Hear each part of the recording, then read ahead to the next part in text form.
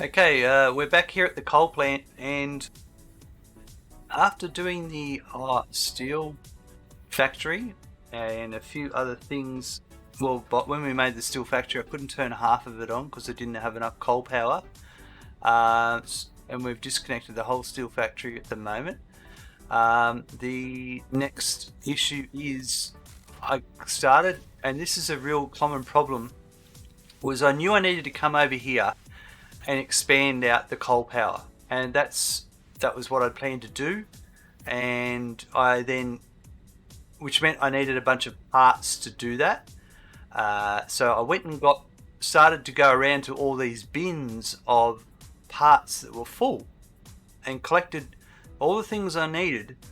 But what happens is everything was laying dormant, and then that triggered all the machines to power on and start making more stuff, which puts you back in this situation of it's very hard to power up because you're tripping power. So obviously the important thing here is to add more power, and that's what we're about to do.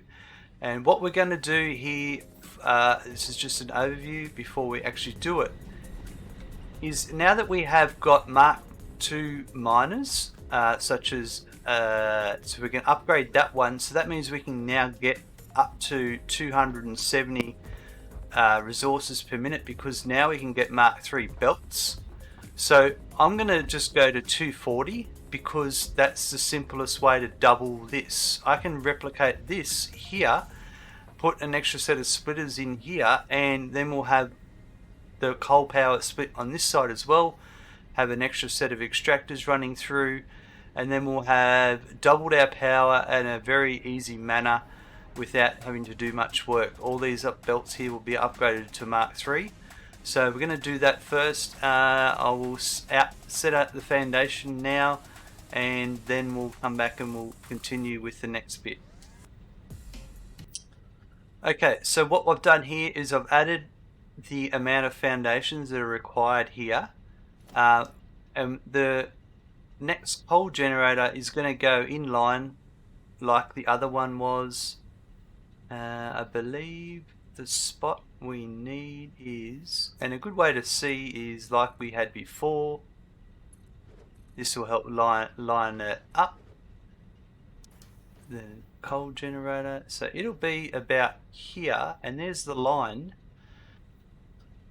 Sometimes you have to get down and have a look, because turn your light on,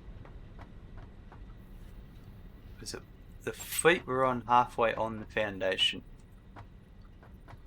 from memory, and you'll see what is actually what's happening at the moment. If I put this here, the problem we're having here is that we now have a part where the hole goes, so that's not what we want.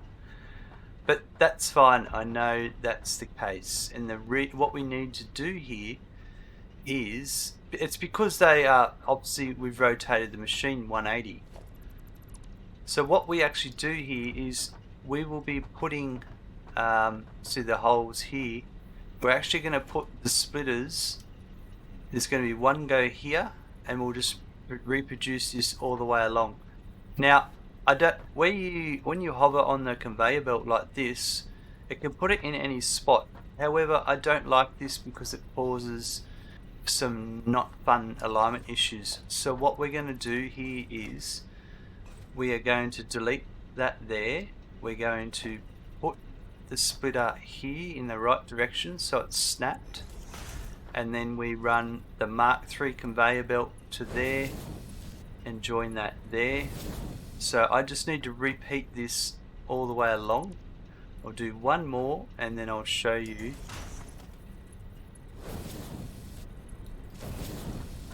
So now we go back to Mark I's.